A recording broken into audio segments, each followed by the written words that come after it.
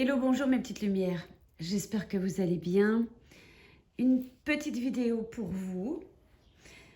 Alors, souvenez-vous, lundi dernier, je vous ai proposé de me poser des questions sur ma page Facebook et d'y répondre via une vidéo. Eh bien, chose faite. Les questions que j'ai reçues, je les ai notées ici. C'est des questions peut-être pour mieux me connaître ou savoir ma façon de fonctionner. Alors il faut savoir,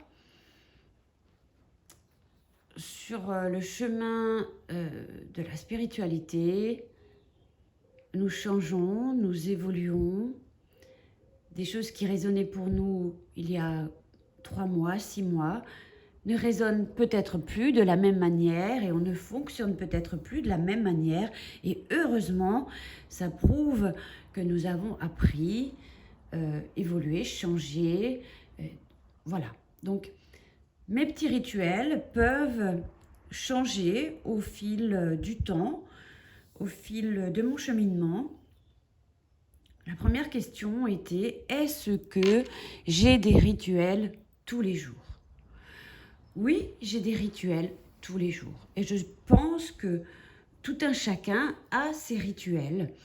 Que vous soyez travailleur de lumière ou que vous soyez tout simplement une âme éveillée qui a envie de donner du sens à sa vie, que vous soyez médium, peu importe, énergéticien, tarologue, je ne sais pas. Peu importe. Voilà, praticien dans le bien-être, etc. On a tous des petites choses qui font sens.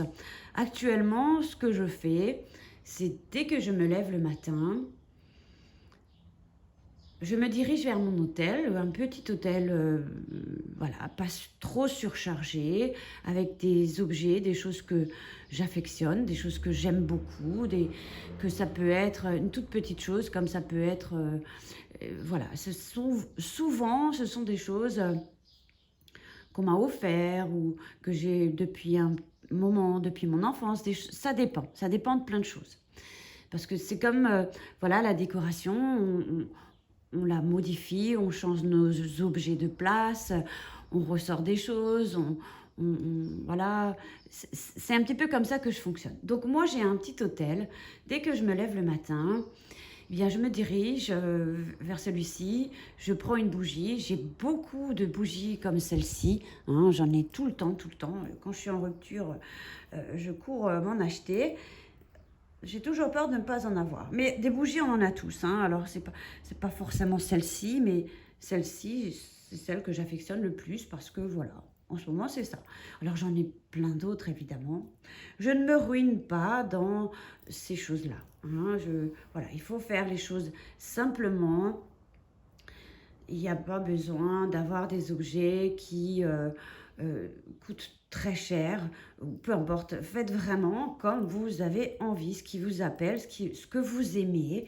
Voilà. Donc mon hôtel est composé d'une Vierge Marie, d'un chapelet, d'une bougie, de l'encens, un porte-encens, enfin ce genre de choses. Voilà, vous avez sans doute déjà vu lors de mes photos, etc. Donc je me dirige vers celui-ci le matin, j'allume une petite bougie blanche, je fais une sorte de prière pour la journée. Alors c'est pas une prière que je lis, c'est pas protocolaire, c'est vraiment quelque chose qui me passe par l'esprit, selon l'état d'esprit que j'ai, selon les petits tracas ou les choses que j'ai. Voilà, euh, euh, j'envoie de la lumière, j'en reçois aussi, mais c'est pas des requêtes, mais je demande tout simplement à ce que cette journée se passe au mieux pour tout le monde, pour moi, ma famille et pour toutes les personnes qui viendront jusqu'à moi. Les personnes qui feront appel à moi lors d'une guidance, d'une consultation ou d'une demande, etc. Je demande d'avoir tout simplement la sagesse de l'esprit, du corps, d'avoir une sorte de bien-être, de me sentir bien. Voilà, je commence déjà de cette manière. Donc ensuite, je fais couler mon café, comme vous tous, et je me prépare pour la journée. Ensuite, supposons qu'à 10 h, j'ai une consultation. Eh bien, là, ici, pareil, je m'installe à mon bureau ou à l'endroit où je fais ma consultation. Je suis généralement seule la journée, donc pas dérangée. Je peux vraiment, je suis vraiment à mon aise, donc voilà, je peux très bien avoir envie de faire la consultation dans mon bureau, comme la faire. Généralement, c'est dans mon bureau, mais je peux aussi être ici dans cette pièce. Et c'est pas le bureau que vous voyez là-bas au fond, c'est un autre bureau. Donc voilà, je m'installe à l'endroit que j'ai décidé de faire ma consultation. J'en fais une ou deux par jour, pas plus. C'est un choix que je... Voilà, une ou deux, c'est très bien.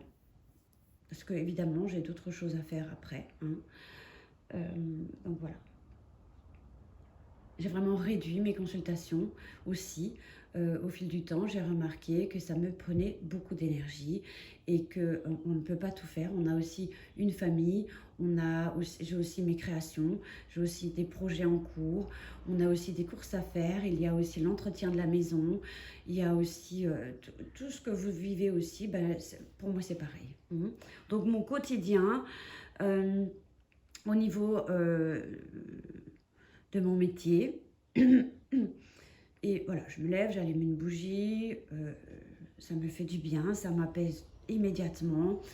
Ensuite, voilà, je prends mon café comme je vous l'ai dit, je me prépare pour une consultation, je m'entoure d'une bulle de lumière blanche divine et je demande à être protégée et que rien ne puisse m'atteindre.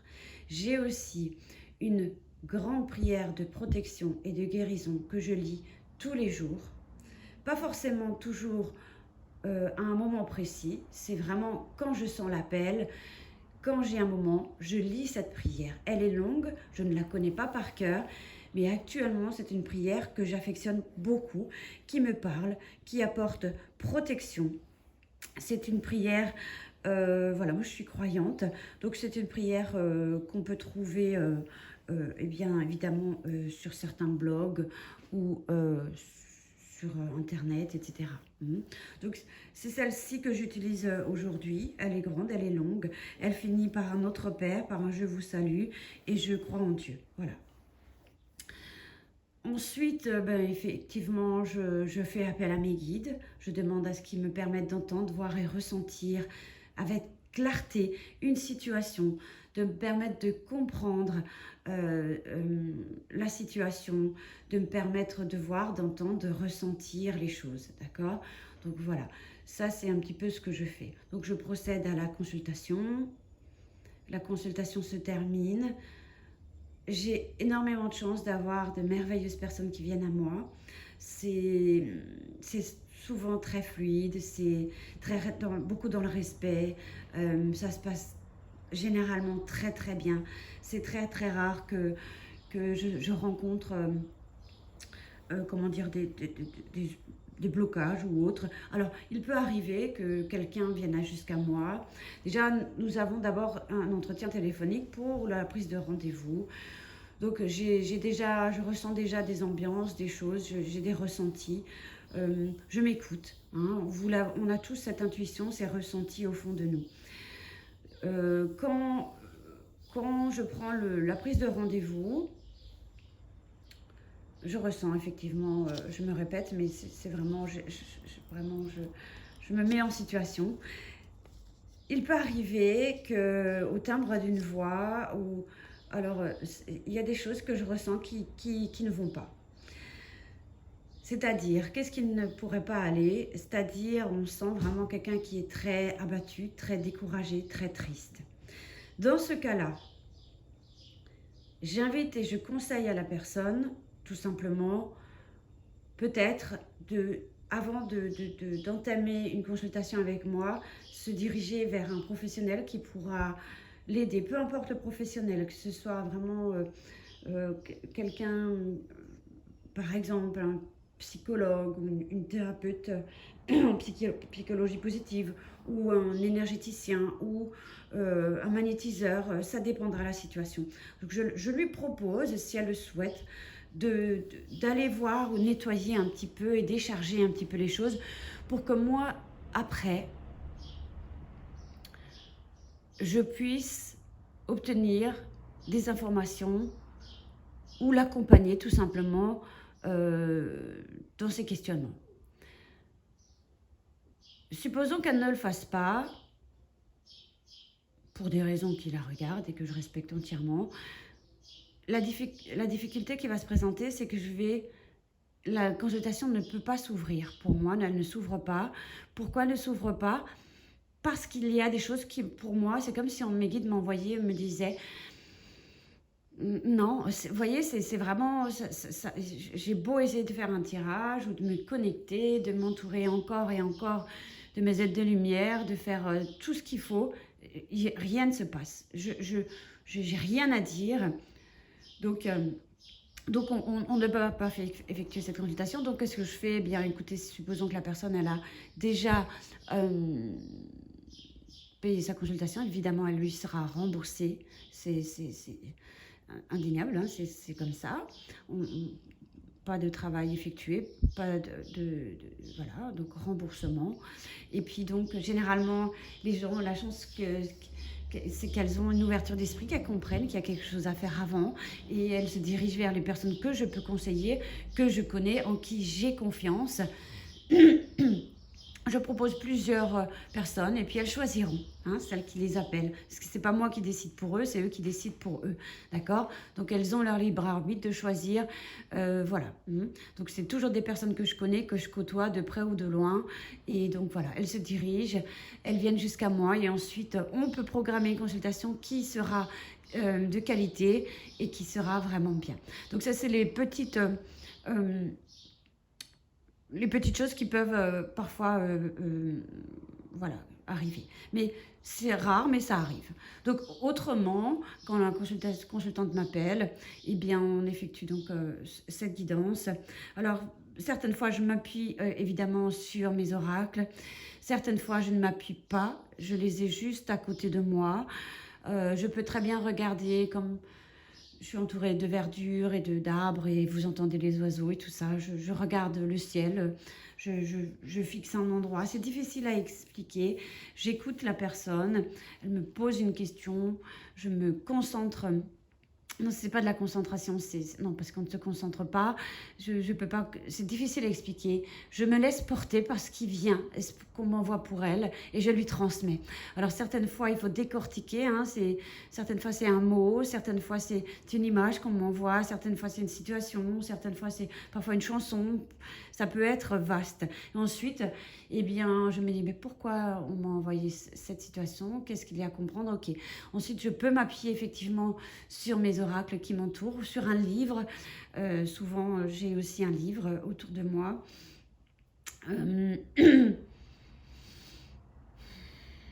C'est vraiment... Ma façon de travailler sera la mienne. Hein. Certains vont dire, mais comment on le procède? Eh bien, attendez, j'ai un chat de la gorge. Excusez-moi. Donc, c'est ma façon de procéder, c'est ma façon de faire. Chacun aura la sienne. Je ne juge pas la façon dont chacun procède. Mais on se connecte, on est connecté à la source, à l'univers, au guide, aux êtres de lumière. Et on reçoit. Certaines fois, on reçoit beaucoup d'informations. Certaines fois, on reçoit les informations qu'il faut et qui sont juste nécessaires à la personne. Voilà.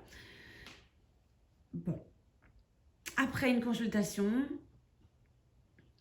eh bien, je remercie l'univers, je remercie toutes les personnes qui m'ont aidé et permis à effectuer la guidance, la consultation pour la personne. Je remercie la personne qui est venue jusqu'à moi.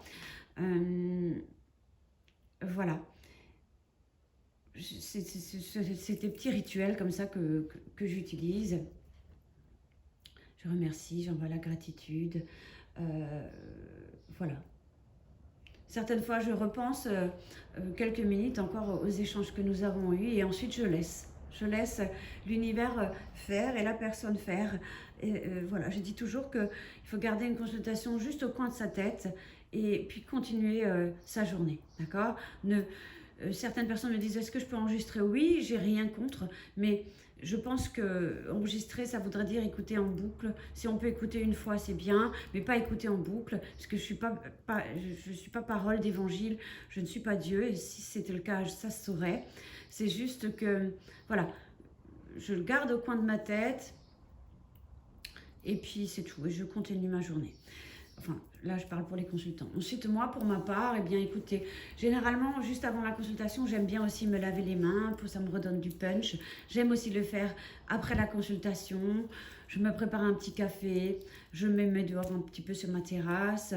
Voilà, j'ai un sentiment de bien-être, je me sens bien, je me sens protégée, entourée. Et puis voilà. Ensuite, je passe à autre chose et puis voilà. Puisque déjà dans la journée, j'ai procédé à cette prière de protection qui m'a permis de m'accompagner tout au long de la journée. Voilà. Il peut aussi arriver, certaines fois, quand la consultation a été, certaines fois, m'a éprouvée, je peux immédiatement aussi passer après sous la douche, pas pendant 1 heure, hein, mais voilà, passer sous la douche, ça me fait du bien. Et voilà. Je suis souvent aussi entourée d'une ou deux pierres, je ne mets pas voilà, où j'aime bien la tenir dans ma main ou la mettre près de moi. Mais j'aime bien aussi me fixer sur la flamme de la bougie. J'aime bien aussi faire ça. Donc voilà.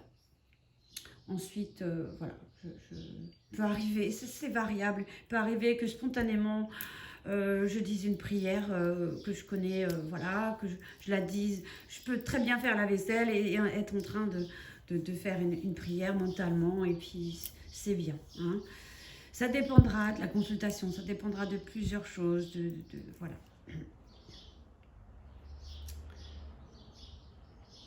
Ensuite, qu'est-ce qu'on m'a demandé? Donc, avant, pendant une guidance, etc. Ouais, voilà.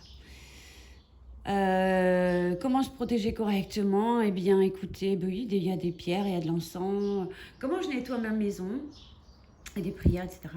Je nettoie ma maison, j'aime bien écouter. J'ai un CD que j'ai depuis vraiment longtemps, que j'aime mettre dans la maison. Il n'y a pas de paroles, c'est vraiment des sons vraiment très puissants. Dès que j'allume, ça me fait toujours la même chose. C'est très vibratoirement, c'est très fort. Et j'aime que ma maison soit imprégnée par ces sons-là.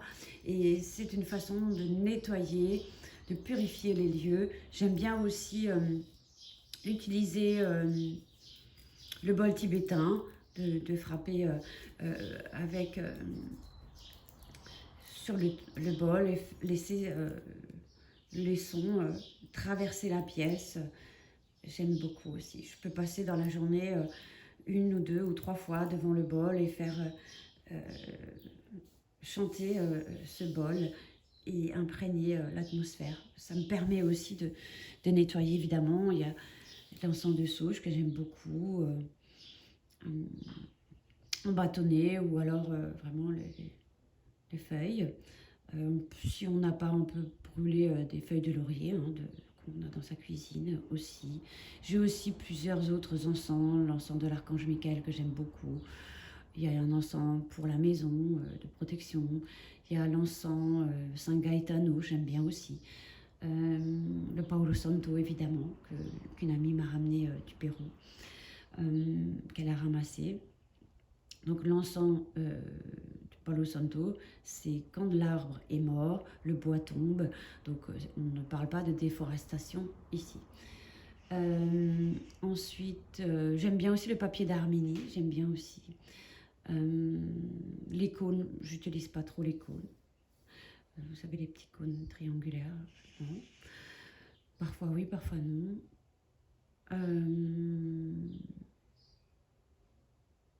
Voilà. Donc ici, alors pour nettoyer une pierre, alors ça dépendra quelle pierre vous utilisez. On ne peut pas faire nettoyer ou recharger toutes les pierres de la même manière. Mais là, ici, Alizé Valade, qui est ma lithothérapeute, la page Le Vent du Bonheur, vous pouvez vous diriger vers elle si vous avez des questions par rapport aux pierres. Moi, souvent, je passe sous l'eau. Ensuite, j'aime beaucoup aussi, pour la nettoyer, j'aime aussi les déposer lors des pleines lunes, hein, sur ma terrasse, au bord de la fenêtre. On peut les recharger, enfin on peut aussi les déposer au soleil. Certains peuvent les enterrer dans la terre. Et puis voilà, chacun a sa façon de faire. Donc moi, généralement, je passe sous l'eau ou je les recharge sur une fleur de vie. Fleur de vie que j'utilise beaucoup, hein, pour tout un tas de choses. Je mets d'ailleurs aussi, je ne sais pas si vous connaissez, mais moi c'est quelque chose que j'aime beaucoup faire. C'est aussi un rituel que j'ai. Euh,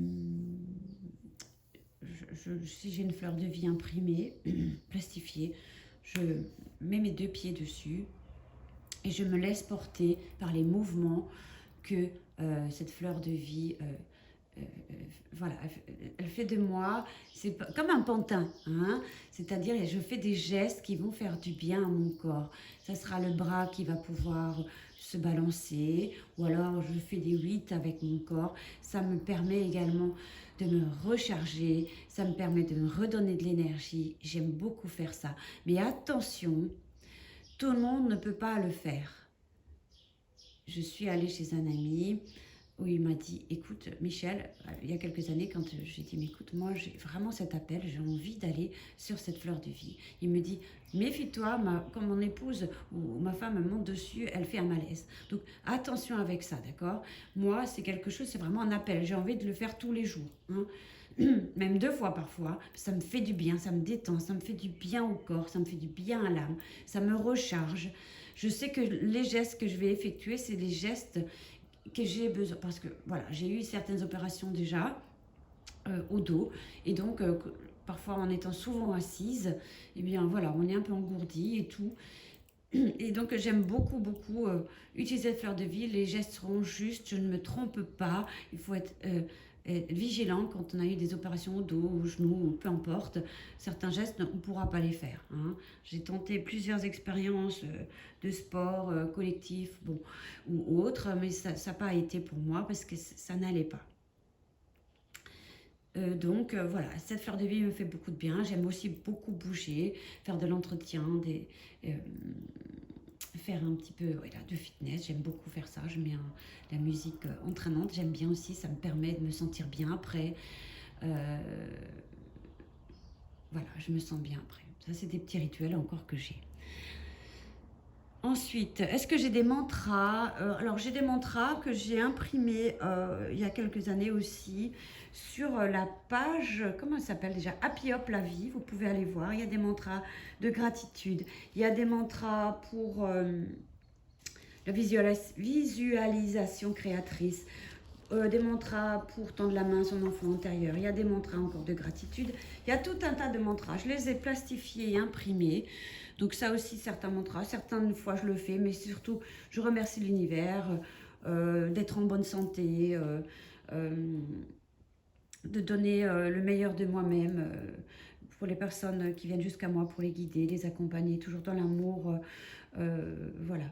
Je remercie également l'univers pour l'inspiration que j'ai lors de mes créations. Je remercie, voilà. Voilà, parce qu'ils permettent d'apporter du bien-être, des réponses à toutes les personnes qui les utilisent.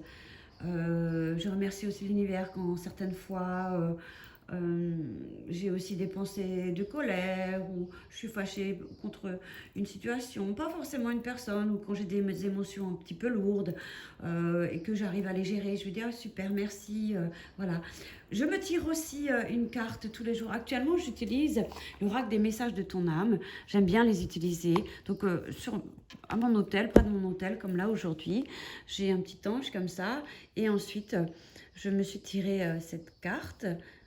C'est Charlotte Dennes et les illustrations sont de Célia Mélesville. Oula, je m'emballe, je parle vite. Aujourd'hui, la carte que j'ai tirée pour moi, c'est se reconnecter à soi. Cette carte est une invitation à un temps de pause, un temps d'introspection, un temps pour moi, un temps pour loin de tout, loin du bruit. loin de la vie, mais proche du cœur et tout près de mon âme. Donc ça, c'est aussi une carte que j'aime bien, des cartes, pardon, que j'aime bien me piger au quotidien. Je pense que vous le faites sans doute tous. Vous tirez une petite carte du jour, je la mets près de mon hôtel et tout ça. Qu'est-ce que je fais encore? Qu'est-ce que vous m'avez posé comme question?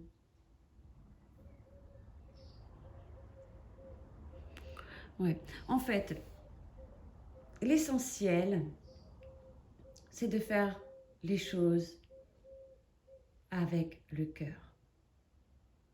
Tout ce qui est fait avec le cœur, aussi minime que la chose puisse être, c'est qu'elle soit faite avec le cœur et avec une intention d'amour. Tout le reste ne compte pas. Que ce soit, j'utilise cette prière ou celle-ci ou quoi ou qu'est-ce. Peu importe ce que vous faites, ou de la manière que vous le faites, ou à l'heure que vous le faites, ou c'est pas important. Ce qui est important, c'est de faire les choses avec le cœur. Certaines fois, les choses viennent à moi spontanément. Hein. Moi, je suis un peu artiste dans l'âme. J'aime pas les choses protocolaires. Déjà qu'on on est souvent obligé. Alors ça, c'est un mot. Obligé, on est obligé de rien du tout. Je dis souvent, depuis jeune, je dis, on est obligé de rien du tout, juste de mourir. C'est ce que je disais souvent quand j'étais plus jeune ou adolescente, rebelle et tout. Comme je disais, obligé, je suis obligée de rien du tout. Évidemment, j'étais obligée d'écouter, d'obéir, mais j'étais aussi déjà majeure. Mais toujours dans le respect de mes parents ou de mes proches ou de ceux qui veulent mon bien, évidemment. Hein, je ne suis pas non plus sauvage à ce point-là, ou j'étais pas sauvage à ce point-là, mais vraiment, faites les choses avec le cœur, avec l'amour, avec une bonne intention. Et tout ce que tu feras de cette manière, l'univers te le rendra, l'univers te sourira. Voilà. Dès lors où les choses se sont faites de cette façon, c'est OK. On est protégé, on est nettoyé, on est purifié. Tout ce que tu demanderas, tu le recevras. D'une manière ou d'une autre, on te l'enverra. Tu comprendras, tu entendras. Hein? Mais il est important, moi j'ai besoin vraiment de calme. Voyez ici, là, je ne parle pas, je n'entends rien. Mon âme a vraiment toujours besoin de ça. Je ne suis pas, quelqu'un. J'aime bien aussi avoir du mouvement. Et après cette vidéo, je vais entamer ma journée, avoir du mouvement. J'en ai tout au long de la journée, hein, quand je prépare vos colis. Aujourd'hui d'ailleurs, les cours ont repris, donc aussi, voilà, de nouveau plus d'ordre dans nos journées, plus organisé. Mais bon, dans 2 semaines, les enfants seront en congé, mais vraiment, j'ai besoin de ce calme, ça me ressource, ça me purifie l'âme, je me sens bien. J'ai besoin d'entendre les chants des oiseaux, j'ai besoin d'entendre, d'observer, de contempler, de regarder. C'est de cette manière, c'est mes rituels à moi. Évidemment, j'ai aussi des moments où je me dis, allez hop, maintenant je me sauve, je vais faire ceci, je vais faire cela, mais très vite, je reviens. Mon âme m'appelle, j'ai besoin de calme. Et c'est comme ça que je peux travailler et vous aider et vous accompagner. C'est vraiment comme ça. La lecture aussi, j'aime beaucoup lire, j'aime beaucoup rire. Là, je parais peut-être un peu, voilà, mais j'adore rire. Mais rire pour tout et n'importe quoi. Parfois, mon plus jeune fils me dit, maman, t'es vraiment un enfant. Oui, j'adore. Ça veut dire que mon enfant intérieur a survécu et survécu et est toujours là. Et j'aime rire pour tout, pour rien. Ça peut être un truc tout bénin, comme ça peut être... Ça me fait beaucoup de bien. C'est aussi des rituels, j'aime rire. Voilà, ça... Tout un tas de choses. C'est des choses qui me viennent maintenant, mais vous m'avez posé des questions et durant cette vidéo, je vous ai répondu à chacun et chacune d'une manière ou d'une autre. Parce que prendre des notes, je l'ai fait pour me souvenir, mais voilà. Et ensuite, il y avait une question. Qu'est-ce qu'était cette dernière question ? à quel âge avez-vous su que vous aviez un don? Alors, je vais répondre différemment. J'ai su très jeune qu'il y avait quelque chose chez moi. Là, on ne parle pas des cartes, hein. On ne parle pas parce que pour lire des cartes, il n'y a pas besoin de don. Tout le monde a de l'intuition, tout le monde peut lire des cartes, d'accord? Mais ce que je voulais dire par là, très jeune, moi j'étais quelqu'un, je me suis dit, je suis pas comme les filles, mes copines, pourquoi je suis différente? Et qu'est-ce que j'ai? Est-ce que je suis moche? Parce que j'ai des taches de rousseur, hein, quand j'étais jeune, j'avais beaucoup, c'est parce que j'ai des taches de rousseur, je me disais, bon, et je me parlais tout le temps, soit mentalement, ou je me parlais, ou je sais plus trop, j'ai essayé de réfléchir à ça, mais c'est assez étrange d'expliquer certaines fois les choses. Mais oui, je crois que je me parlais toute seule, et je crois qu'on me parlait, et je crois que je répondais. Et je crois aussi que je me sentais souvent rejetée un petit peu par les gens qui m'entouraient. C'est pas forcément la famille, mais ça pouvait l'être. Mais je me suis dit, moi, je suis bizarre. Pourquoi je suis bizarre? Qu'est-ce que j'ai? Bon, j'ai grandi. Ma grand-mère me disait souvent en alsacien, t'es une sorcière. Taper sur la bouche, je me disais, t'es une sorcière, mais elle disait ça en alsacien. Je ne vais pas vous le dire parce que vous n'allez pas comprendre, mais peu importe. Et je me suis dit, pourquoi elle dit ça? Et pourquoi elle dit ça? Et machin de ça. Et effectivement, j'étais très, très curieuse, mais curieuse. Et j'ai reconnu mon deuxième fils comme ça, être comme ça, très curieux, poser des questions, euh, curieuse aussi pour un jeune âge. Voilà, j'étais un peu comme ça, je me posais beaucoup de questions, j'essayais de comprendre. J'étais jeune, mais j'avais l'impression que j'étais vieille, vous voyez, je sais pas. Où je me parlais comme les personnes âgées se parlent toutes seules pour se tenir compagnie. Ben, moi, j'étais comme ça. Je me parlais toute seule comme une mamie, mais j'étais jeune, j'avais 7, 9 ans, 8 ans. J'avais ce sentiment de grande solitude, mais en même temps, je me sentais jamais vraiment seule. Et je pense que c'est ici que les choses ont commencé. Ensuite la vie, l'école, c'était pas trop mon dada. Je m'entendais pas trop avec les instits ou en primaire. Voilà, c'était compliqué pour moi. J'aimais pas rester assise longuement. J'aimais pas ça. Je comprenais, mais je voulais pas comprendre. Je me disais que ça me servirait à rien. Enfin voilà. Si les ados m'écoutent, il faut apprendre à l'école, hein, il faut vraiment apprendre, voilà, les bases, il faut les avoir. Mais je me suis toujours dit, ça ne me servira à rien. Évidemment, ça m'a servi à écrire, à lire, évidemment. Mais il y a d'autres choses après qui étaient devenues plus compliquées. Je me suis dit, mais pourquoi je dois apprendre ça? Mais moi, j'aime pas ça, ça me servira à rien. Comme si au fond de moi, je savais que j'avais besoin d'écrire, lire, de compter, évidemment. Mais tout le reste, si l'Égypte, quand on apprenait l'Égypte, j'adorais ça. J'étais passionnée, l'histoire géo, j'adorais ça. Et quand j'étais plus jeune, je disais, si, j'ai envie d'être, pas astrologue, non, c'est pas vrai, archéologue, rechercher tout ce qui est les choses anciennes, les choses, tout ça, j'aimais bien, faire rechercher des choses, vous voyez, un petit peu, et comprendre, élucider des choses, j'adorais ça. Ensuite, le collège, bon voilà, ok, poursuite des études, tout ça. Un peu rebelle et sauvage, mais toujours gentil et poli, mais rebelle et sauvage.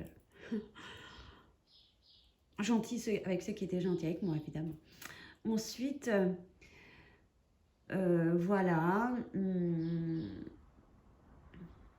Ensuite, bon, des choses de la vie, des coups durs, des pertes d'êtres chers, notamment mon frère et tout. Je suis devenue une femme qui ne parlait plus beaucoup, qui ne ne s'exprimait pas beaucoup. Certains me connaissaient avant et me connaissent aujourd'hui. Je ne suis plus du tout la même personne. Mais je suis rentrée dans une sorte de mutisme, une sorte d'hibernation. Vous savez, quand on hiberne comme un animal qui hiberne pendant 6 mois. Mais moi, c'était pas 6 mois, c'était 1 an, 2 ans et demi à peu près. Là, j'ai vraiment coupé plein de grandes lignes, hein, parce que voilà.